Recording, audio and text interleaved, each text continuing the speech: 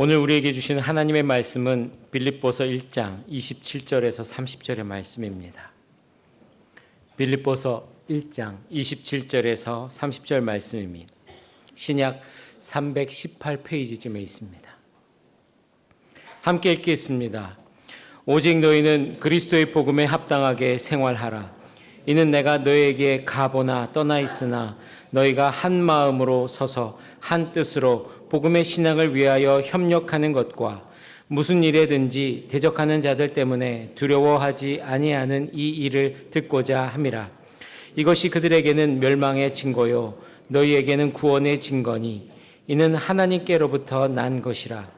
그리스도를 위하여 너에게 은혜를 주신 것은 다만 그를 믿을 뿐 아니라 또한 그를 위하여 고난도 받게 하려 하심이라. 너희에게도 그와 같은 싸움이 있으니 너희가 내 안에서 본 바요 이제도 내 안에서 듣는 바니라. 아멘. 기도해 주셔서 지난 4월 21일 저는 경기 동부노회의 고신교단의 정식 목사 서약을 하게 되었습니다. 너무 감사드립니다. 기도해 주셔서 감사합니다.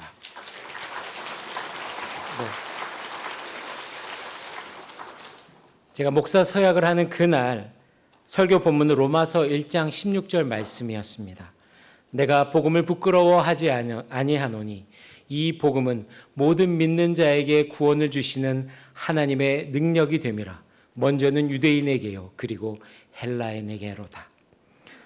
이 말씀은 제가 중학교 시절부터 그렇게 외우고 기도하던 그런 말씀이었습니다. 그런데 서약하는 그날 그 말씀을 들을 때에 저는 감사와 감격으로 그렇게 마음이 벅차올랐습니다. 그리고 그 자리에서 이렇게 다짐했습니다. 복음을 부끄러워하지 않겠습니다. 그리고 복음 앞에서 부끄럽지 않은 목사가 되겠습니다. 그러다가 설교 준비를 하면서 다시 한번 깊은 질문 앞에 서게 되었습니다. 복음을 부끄러워하지 않는 삶, 복음 앞에서 부끄럽지 않은 삶이란 과연 어떤 것일까? 여기서 우리는 먼저 복음이 무엇인지를 다시 확인해야 합니다. 복음은 예수 그리스도의 복음과 부활을 통해 우리에게 주어진 기쁜 소식입니다. 모든 믿는 자에게 구원을 주시는 하나님의 능력입니다. 그리고 이 복음은 우리의 죄를 용서하시고 우리를 하나님의 자녀로 삼으시며 이 땅에서 하늘 시민답게 살아가도록 초대하시는 하나님의 부르심이 바로 복음입니다. 이제 바울은 말합니다. 이 복음을 믿는다면 그 믿음에 합당한 삶을 사십시오. 그래서 1장 27절 말씀에 오직 너희는 그리스도의 복음에 합당하게 생활하라 라고 말씀하고 있는 것입니다. 여기서 합당하게의 원어적인 의미는 무게를 달다, 값을 매기다, 어울리다 라는 뜻을 가지고 있습니다. 즉 우리의 삶이 복음의 무대에 걸맞는가, 복음을 얼마나 가치 있게 여기며 살아가고 있는가, 그리고 복음과 어울리는 태도를 지니고 있는가 묻고 있는 것입니다. 또 생활하라 라는 이 말은 폴리스, 도시라는 단어에서 파생된 말입니다. 그래서 폴리투에스테, 이러면 시민답게 살아가라, 시민으로서 책임을 다하는 삶을 다하라 라는 뜻입니다. 하늘 시민의 자격에 걸맞는 태도로 그렇게 살아가라 하는 말씀인 것이죠. 여러분, 빌립보는요 로마 제국의 식민지였습니다. 로마의 은퇴자들이 빌립보에서 여생을 보내기도 했던 그런 도시입니다. 빌립보 사람들은 로마 시민권 가진 것을 큰 자랑으로 여겼습니다. 로마 시민이기에 황제의 보호를 받고 황제에게 충성해야 했습니다. 그래서 시민답게 사는 것, 이것이 무엇인지 빌립보 사람들은 잘 알고 있었습니다. 바울은 그런 빌립보 성도들에게 빌립보서 3장에서 이렇게 말합니다. 너희 시민권은 하늘에 있다. 하늘 시민은 예수 그리스도의 구원의 은혜를 보장받습니다. 그리고 하늘 시민은 예수 그리스도께 충성하는 사람들입니다. 성도 여러분, 우리 역시 대한민국의 시민으로 권리와 의무를 가지고 이 땅을 살아가고 있습니다. 그리고 동시에 우리는 하늘 시민으로 복음의 무게에 합당하게 살아가야 할 사람들입니다. 그렇다면 복음에 합당한 삶이 무엇입니까? 오늘 본문을 통해 함께 알아보겠습니다. 첫째, 오직 복음으로 하나 되십시오. 27절 말씀을 함께 읽겠습니다.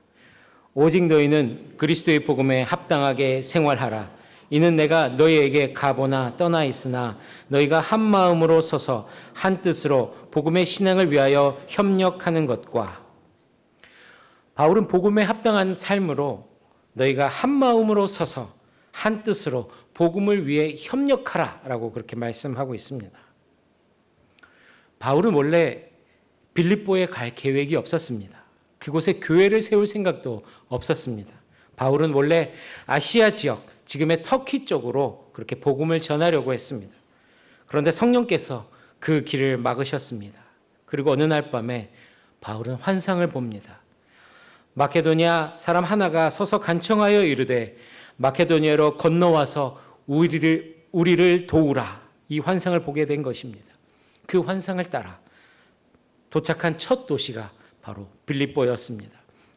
그곳에서 바울은 자주 옷감을 파는 여자 루디아를 만납니다. 하나님께서는 루디아의 마음을 열어주셨고 루디아와 가족들이 예수님을 영접하고 세례를 받게 됩니다. 그리고 루디아의 집이 빌립보 교회의 기초가 되었습니다.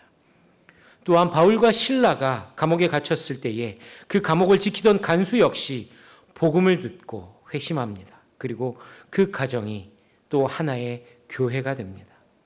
이처럼 빌립보 교회는 바울의 계획이 아니라 성령의 인도하심 속에서 전혀 예상하지 못했던 사람들로 이루어진 복음 공동체였습니다. 서로의 배경도 달랐고 신분도 달랐습니다. 그러나 오직 복음 안에서 하나 되었고 그렇게 교회가 세워진 것입니다. 오늘 보면 27절에서 서서 그리고 협력이라는 단어가 나옵니다. 서서는 그냥 서 있는 것이 아닙니다. 군대처럼 전열을 갖추고 함께 서는 것을 말합니다. 그리고 협력하라, 이 단어의 원어적인 의미도 함께와 경기하다, 싸우다라는 이 단어가 결합된 말입니다. 그래서 함께 경주하고 함께 싸워라라는 말입니다. 이 단어들은요, 로마를 알고 로마의 군대를 안다면 잘 이해될 수 있는 말입니다. 당시 로마 군대는 전투할 때 각자의 방패를 서로 연결해서 벽을 만들었습니다. 앞줄은 방패를 앞으로 하고 뒷줄은 머리 위로 방패를 듭니다. 그래서 앞에서는 창과 칼의 방패를 창과 칼의 공격을 막고 위에서는 적의 화살을 막았습니다. 혼자 서면 무너지지만 함께 서면 버틸 수 있는 것입니다. 바울은 지금 믿음의 삶을 전쟁으로 묘사하고 있습니다. 여러분, 신앙생활은요, 산책이 아닙니다. 평온한 정원길을 걷는 것이 아닙니다. 끊임없이 공격받는 전쟁터 안에 있다라는 것입니다. 때로는 외로움이, 때로는 세상의 유혹이, 때로는 교회 안의 갈등이 우리를 무너뜨리려 하고 있는 것입니다. 여러분, 신앙생활은 혼자 하는 것이 아닙니다. 여러분, 미식축구에서 선수들이 서로 어깨를 맞대서 함께 나아가듯이 이 믿음의 줄이 무너지지 않도록 우리는 서로의 어깨를 맞대고 방패를 겹쳐 들어야 할 것입니다. 여러분, 오케스트라 연주를 보셨습니까? 연주를 시작하기 전에 꼭 하는 것이 있습니다. 그것은 바로 서로의 음을 조율하는 것입니다. 연주를 시작하기 전에는 모든 악기가 제멋대로 그렇게 소리를 냅니다. 그런데 오보에가 기준음 라를 연주를 하죠. 여러분, 오보에는요, 가장 정확한 음정을 내는 악기라고 합니다. 그러면 모든 악기가 거기에 맞춰 조율이 됩니다.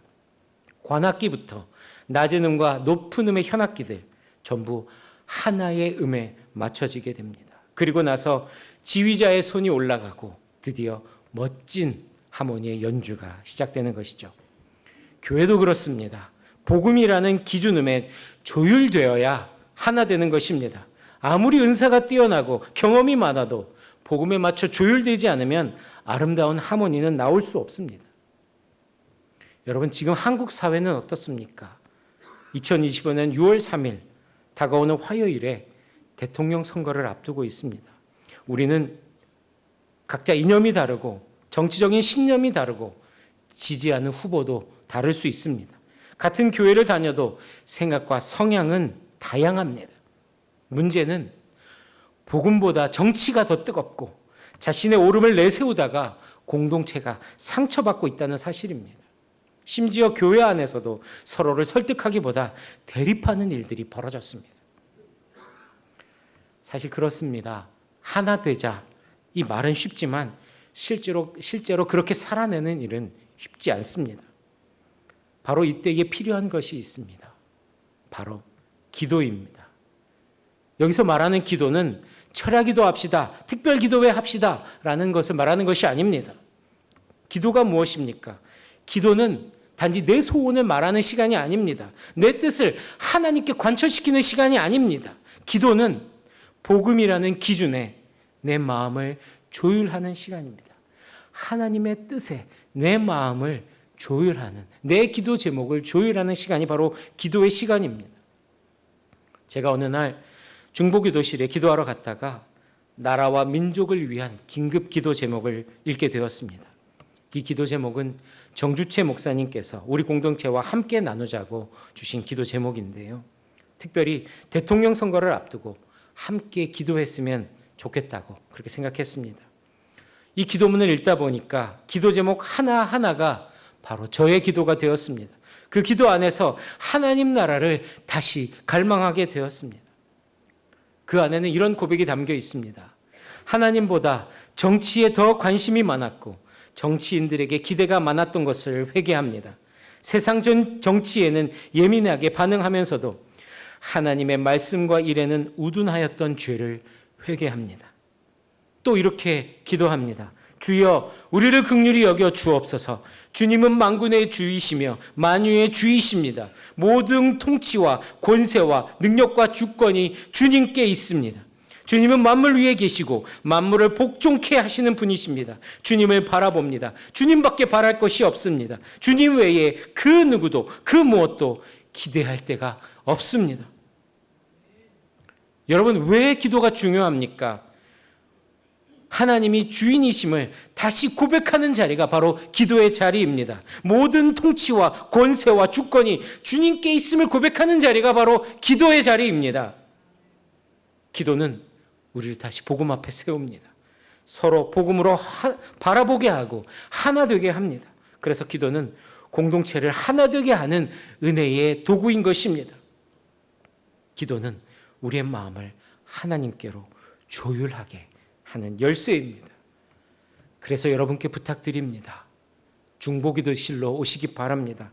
중보기도 훈련 받으시고 함께 기도하는 자리에 서시기 바랍니다. 그곳에서는요, 교회와 사역자들 그리고 선교사님과 각 부서를 위해서 기도합니다. 우리 성도님들의 일반 기도 제목과 긴급한 상황들을 가지고 함께 기도합니다. 그러다 보면 어떤 일들이 일어나는지 아십니까? 기도 제목들이 더 이상 남의 일이 아닙니다. 내 일이 됩니다. 다른 이의 기도가 나의 기도가 되는 것입니다. 그렇게 우리는 기도 안에서 하나가 되는 것입니다.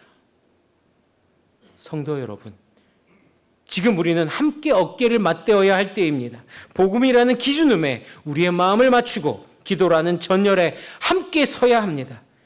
흩어지지 말고 한 줄로 서라. 복음의 신앙을 위해 함께 싸워라.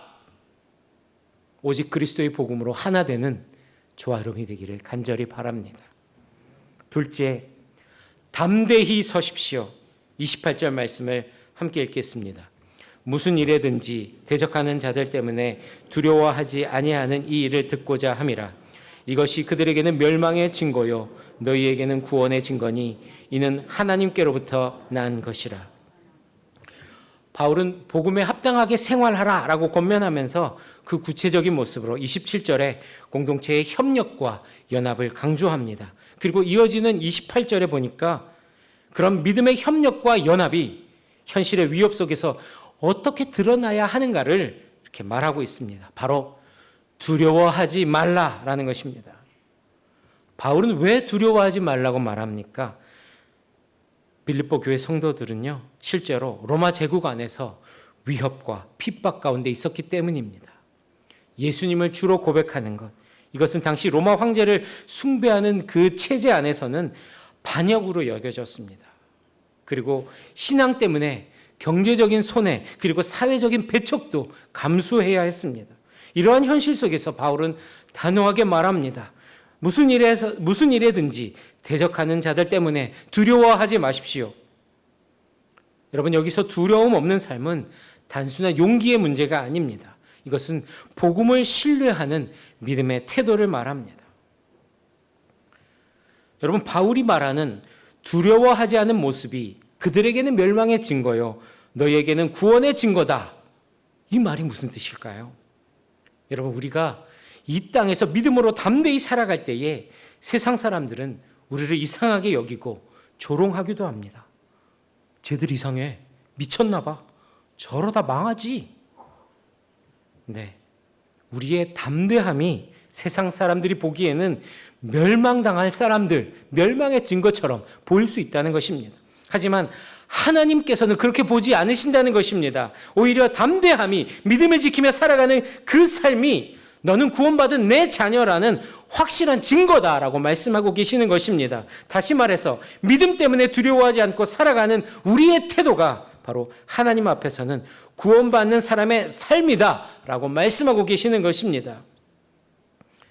여러분, 사람들의 시선보다 하나님 앞에 서 있는 자신을 기억하시고 보시기 바랍니다. 복음 안에 담대히 서 있는 그 모습이 하나님께는 가장 분명한 믿음의 표지인 것입니다. 사람들이 흔히 겪는 5가지 두려움이 있습니다. 죽음과 실패와 상실과 앞날의 불안과 고독에 대한 두려움이 있습니다. 이 두려움들은요, 우리를 마비시키고 꿈을 꺾고 관계를 무너뜨리고 마음의 평안을 앗아갑니다. 결국 두려움은 삶 전체를 흔드는 강력한 공격 무기가 되는 것입니다. 그런데 성경에서 하나님께서 가장 자주 하시는 명령이 있습니다. 무엇인지 아십니까? 바로 두려워 말라라는 것입니다. 어떤 성경학자들은 성경에서 두려워 말라라는 이 말이 365번 나온다고 합니다. 1년이 365일이니까 매일매일 하나님께서 우리에게 두려워하지 말라고 말씀하신다는 의미로 자주 인용되곤 했습니다. 그런데 사실 두려워 말라 이 말은요, 이 단어들이 굉장히 많습니다. 비슷한 유사 단어들도 많기 때문에 정확한 횟수는 문맥에 따라서 더 많을 수도 있습니다. 그런데 여러분, 사실 우리가 두렵고 싶지 않다라고 그렇게 마음 먹는다고 해서 두려움이 사라지는 것은 아닙니다. 교회를 다닌다고 두려움이 없어지는 것도 아닙니다. 두려움이 전혀 없는 상태, 그거는 아마 사람이 아니라 신적인 존재일 것입니다. 가장 강력하다는 특수부대 델타포스나 네이비실의 그 대원들도요, 두려움을 느낀다고 합니다. 하지만 그들은 반복된 훈련을 통해서 두려움 속에서도 임무대로 작전을 수행할 수 있도록 자신을 준비시킨다고 들었습니다. 여러분, 두려움은 언제나 존재합니다. 하지만 성경은 이렇게 말합니다. 너희 염려를 다 주께 맡기라. 이는 그가 너희를 돌보심이라. 우리의 염려를 주님께 맡길 때에 염려와 두려움은 비로소 사라지는 것입니다. 그런데 많은 분들이 두려움의 원인을 이런 상황이나 환경 가운데 찾고 있습니다. 여러분, 진짜 이유는 따로 있습니다. 주님이 함께 계시다는 그 사실이 믿어지지 않기 때문에 두려워하는 것입니다. 여러분, 분명한 것은 성경 전체에서 여러 번 반복해서 자주 믿음의 사람을 만날 때마다, 그리고 위기 때마다, 그리고 사명을 주실 때마다 1년 365일보다 더 많이 두려워하지 말라고 우리 하나님께서 말씀하십니다. 그리고 그 명령에는 항상 같은 약속이 함께 있습니다. 두려워하지 말아라. 내가 너와 함께 하겠다. 여러분, 대표적인 말씀이 이사야서 41장 10절 말씀이지요. 두려워하지 말라. 내가 너와 함께 함이라. 놀라지 말라. 나는 내 하나님이 됨이라. 내가 너를 굳세게 하리라. 참으로 너를 도와주리라. 참으로 나의 의로운 오른손으로 너를 붙들리라. 아멘. 신명기 31장 6절에도 이렇게 말씀합니다. 너희는 강하고 담대하라. 그들을 두려워하지 말라. 그들 앞에서 떨지 말라. 이는 내 하나님 여호와가 여호와 그가 너와 함께 가시며 너를 떠나지 아니하시며 버리지 아니하실 것임이라. 여호수아 1장 9절에도 이렇게 말씀합니다. 내가 내게 명령한 것이 아니냐. 강하고 담대하라. 두려워하지 말며 놀라지 말라. 내가 어디로 가든지 내 하나님 여호와가 너와 함께 하느니라. 첫 아이가 아주 어릴 때였습니다. 어느 날 저는 아이를 안고 함께 숲속길을 걷고 있었습니다. 시간이 흐르며 해가 저물기 시작했고 어두움이 숲을 덮기 시작했습니다. 주변이 점점 어두워지자 저는 마음이 조급해졌습니다. 얼른 이곳을 빠져나가야겠다 하는 생각에 발걸음을 재촉했습니다. 그런데 그 순간 문득 제 품에 안겨있는 아이를 바라보았습니다. 이 아이의 얼굴은 전혀 두려움이 없었습니다. 오히려 아이는 고요히 평안한 얼굴로 그렇게 깊이 잠이 들어있던 것입니다. 순간 저는 깨달았습니다. 이 아이가 두려워하지 않는 이유는 내가 함께 있기 때문이구나 하는 것이었습니다. 아무것도 모르는 아이가 어둠을 무서워하지 않는 것은 아빠 품 안에 있다는 그 절대적인 신뢰 때문인 것입니다. 여러분, 지금 우리는 무엇을 두려워하고 있습니까? 우리 안에 염려가 넘쳐나고 두려움이 밀려올 때에 우리는 꼭 기억할 것이 있습니다. 하나님께서는요, 우리에게 그냥 용기 내라 라고 그렇게 말씀하지 않으십니다. 우리가 담대할 수 있는 이유는 주님이 우리와 함께 계시기 때문입니다. 하나님이 우리와 함께 계시다. 이것은 바로 임마누엘입니다. 이것은 우리 주 예수님의 다른 이름입니다. 예수님이 우리와 함께 하십니다. 두려움을 이기는 힘은 우리의 결단이나 노력에서 오는 것이 아닙니다. 우리와 함께 하시는 왕이시며 심판주이신 예수님의 임재에서 우리의 담대함은 시작되는 것입니다. 그분은 사망의 음보와 열쇠를 가지신 주님이시고 우리의 삶과 죽음을 다스리고 계십니다. 그리고 모든 권세와 능력과 영광이 주님께 있습니다. 세상 만물을 섭리하시고 주관하시는 분이 우리 주 예수 그리스도이십니다. 여러분, 이것이 복음입니다. 이 복음 안에 있으면 우리는 어떤 상황 안에서도 담대할 수 있는 것입니다. 우리 주 예수 그리스도를 바라보십시오. 그분은 우리가 어디 있든지 함께 해 주십니다. 복음의 능력 안에서 오늘도 담대히 살아가는 저와 여러분이 되기를 바랍니다. 셋째, 고난 속에서도 흔들리지 마십시오. 29절 30절 말씀을 함께 읽겠습니다. 그리스도를 위하여 너에게 은혜를 주신 것은 다만 그를 믿을 뿐 아니라 또한 그를 위하여 고난도 받게 하려 하심이라. 너희에게도 그와 같은 싸움이 있으니 너희가 내 안에서 본 바요 이제도 내 안에서 듣는 바니라. 여러분, 우리가 예수님을 믿는 것, 예수님을 믿게 된 것, 그것은 은혜인 줄 믿습니다. 그런데 바울은 한 가지 더 말하고 있습니다. 고난을 받는 것도 은혜다라고 말하고 있는 것입니다. 여러분, 어떻게 고난이 은혜일 수 있습니까? 왜냐하면 고난을 통해 우리가 더 하나님께 가까이 나아갈 수 있기 때문입니다. 고난은 우리의 믿음을 연단합니다. 그리고 그 고난은 복음이 정말 내 삶의 중심에 있는지 확인하게 합니다. 30절에서 바울은 이렇게 말합니다. 너희에게도 그와 같은 싸움이 있으니 너희가 내 안에서 본 바요 이제도 듣는 바니라. 이게 무슨 말입니까? 바울은 지금도 싸우고 있고 너희도 같은 싸움을 하고 있다라는 것입니다. 여러분, 바울은 복음 때문에 고난받고 감옥에 갇혀 있습니다. 빌립보 성도들 역시 복음 때문에 핍박과 불이익을 겪고 있습니다. 그리고 오늘 우리도 이 싸움의 연장선상 안에 있습니다. 믿음의 삶은 싸움입니다. 영적 전쟁입니다. 신앙은 조용히 믿고 끝나는 것이 아닙니다. 우리 역시 세상과의 싸움, 내 안의 유혹과 낙심, 그리고 외로움과 고난과 그런 싸움 가운데 있습니다. 그런데 문제는 이 싸움을 혼자 감당하려고 하는 사람들이 많다는 것입니다. 혼자 말씀을 보고 혼자 기도하니까 괜찮다고 그렇게 생각합니다. 하지만 전쟁터에서 혼자 방패를 들고 서 있는 병사를 생각해 보십시오. 이 사람이 특별한 무술을 가지고 있거나 영화에 나오는 히어로처럼 그렇게 그런 능력이 있다면 모르지만 여러분, 그냥 일반적인 병사들이 싸우면 아마 싸울 수도 있겠지만 쉽게 무너져 버릴 것입니다. 여러분, 우리는 함께 싸워야 합니다. 함께 예배하고 함께 기도하고 함께 방어해야 합니다. 고난도 함께 이겨나가는 교회는 함께 싸우는 군대인 것입니다.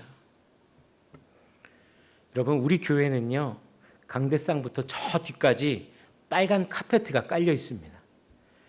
이 카페트는 보좌에서 흘러나오는 예수님의 보혈을 상징합니다. 예배당을 처음 지을 때 이 카페트를 통해서 우리는 보혈을 힘입어서 그렇게 하나님께 나아간다는 믿음을 담았습니다. 그런데 시간이 지나면서 이 카페트는 수많은 발에 밟혀서 색이 바래버렸고, 결혼식이나 행사 때는 예쁘지 않다라는 이유로 불평도 많이 들었습니다. 저는 생각했습니다. 신앙도 그럴 수 있겠구나. 처음에는 십자가와 보혈과 헌신과 고난이 감격적이었지만 세상의 편리함과 화려함 속에 그 신앙이 익숙해질수록 보혈의 의미와 고난은 점점 그 가치가 희미해져 간다는 것입니다. 여러분, 예전에 성경책 아십니까? 대부분 검정 비닐이에요. 표지는 붉은 테두리가 이렇게 테두리가 둘러 있었죠. 지금은 그런 성경책을 참 보기가 힘듭니다. 그리고 그 붉은 테두리는 예수님의 보혈을 상징했지요. 그런데 요즘은 대부분 금박 성경입니다. 겉은 화려하고 멋져 보이죠. 보혈의 상징은 점점 사라져 버렸어요. 여러분, 우리의 마음도요, 고난의 주님보다 영광의 주님을 더 좋아하게 되었고, 우리 위에 고난당하신 주님의 피보다 큰 소리 칠 수 있는 황금을 좋아하게 된 것은 아닌지 우리는 점검해 봐야 합니다. 우리는 지금 금박 성경처럼 그렇게 화려한 길을 걷고 있지는 않습니까? 물론 그것이 천국을 상징하는 삶일 수도 있습니다. 여러분, 복음은요, 고난의 길, 보혈의 길은요, 고난의 길입니다. 여러분, 우리 교회의 빨간 카페트는 여전히 이 자리에 있습니다. 아무리 빛이 바라고 예쁘지 않아 보여도 이 길은 여전히 우리에게 말합니다. 주님의 보혈을 잊지 마라. 보혈의 길, 고난의 길을 걸어가라. 그런데 왜 우리는 이 고난 앞에 쉽게 흔들립니까? 가장 쉽습니다. 고난은 힘들기 때문입니다. 몸이 지치고 마음이 무너지고 때로는 혼자인 것 같아서 그렇게 두려움이 밀려오게 되는 것이죠. 여러분, 세상에서 가장 힘든 고난은 어떤 고난입니까? 바로 내가 겪는 고난입니다. 내가 겪는 고난이 제일 힘들어요. 남의 고난은 위로할 수 있지만 내가 겪는 고통은 어떤 말로도 쉽게 가볍게 여겨지지 않습니다. 그런 상황 속에서 우리 마음에 이런 질문이 떠오릅니다. 하나님이 나를 사랑하신다고 했는데 왜 이런 고난을 허락하셨습니까? 내가 뭘 잘못해서 이런 고난을 겪는 겁니까? 저는 감히 우리가 겪는 고난, 여러분이 겪는 고난을 쉽게 말하고 싶지는 않습니다. 고난의 이유를 단순하게 설명하기보다 그 고난 속에 함께 계신 하나님의 마음을 여러분께 전하고 싶습니다. 여러분, 바울을 보십시오. 그가 감옥에 갇힌 이유는 잘못 때문이 아니었습니다. 그는 복음을 전했기 때문에 갇혔습니다. 하지만 그는 고난 속에서도 흔들리지 않았습니다. 왜 그렇습니까? 바울은 알고 있었습니다. 고난마저도 하나님의 뜻 안에 있다는 사실을 믿었기 때문입니다. 그래서 그 고난조차도 하나님께서 주신 은혜의 자리라고 믿었습니다. 여러분, 바울이요, 고난은 하나님의 뜻이다 라는 이 말이 나오기까지 바울이 견뎌온 시간들은 그렇게 가볍지 않습니다. 수없이 매를 맞고 감옥에 갇혔고 동족에게 버림받았고 바다에서 표류하고 배신과 외로움 속에서도 복음 전하는 일을 멈추지 않았습니다. 그 모든 시간들 속에서 바울은 참는 것을 넘어서 고난 속에서 하나님 신뢰하는 법을 배웠던 것입니다. 그렇게 수년이 지나면서 바울은 깨달았습니다. 고난이 없어야 믿음이 아니라 고난 속에서도 하나님을 붙드는 것이 믿음이구나 하는 것입니다. 그래서 그는 담대히 말할 수 있는 것입니다. 고난조차 하나님의 뜻입니다. 여러분, 이 말은요, 고난을 미워하거나 무시하는 말이 아닙니다. 우리가 겪는, 여러분이 겪는 이 고난을요, 쉽게 생각하는 것 아닙니다. 이 고백은 오히려 고난의 깊이를 아는 자만이 할 수 있는 그런 고백입니다. 믿음으로 버티며 걸어온 이들이 비로소 입을 수 있는 고백인 것입니다. 여러분, 하나님은요, 우리 아픔을 외면하지 않으시고 고난의 현장에 함께 하시는 분이십니다. 우리 주 예수님께서도 십자가 앞에서 아버지여 어찌하여 나를 버리시나이까 라고 하면서 우리와 함께 울부짖으신 것입니다. 그분은 우리의 고난을 먼 발치에서 보고 계신 것이 아니라 직접 그렇게 십자가를 통해서 짊어지신 분이십니다. 하나님은 멀리서 힘내라 라고 그렇게 하시는 분이 아니라 가장 낮은 자리에서도 나도 너와 함께 있느니라 라고 하시는 분이 바로 우리 하나님이신 것입니다. 여러분, 그래서 우리가 겪는 고난은요, 의미 없이 흘러가는 것이 아닙니다. 하나님은 그 아픔 속에서도, 그 고난 속에서도 우리의 믿음을 단련하시고 더 단단한 사람, 더 깊은 믿음을 가진 사람으로 우리를 빚어가고 계시는 것입니다. 어떤 고난은 이 땅에서 그 이유를 다 알 수 없을 것입니다. 하지만 하나님의 사랑은 그 모든 고난의 순간에도 우리를 절대 버리지 않으십니다.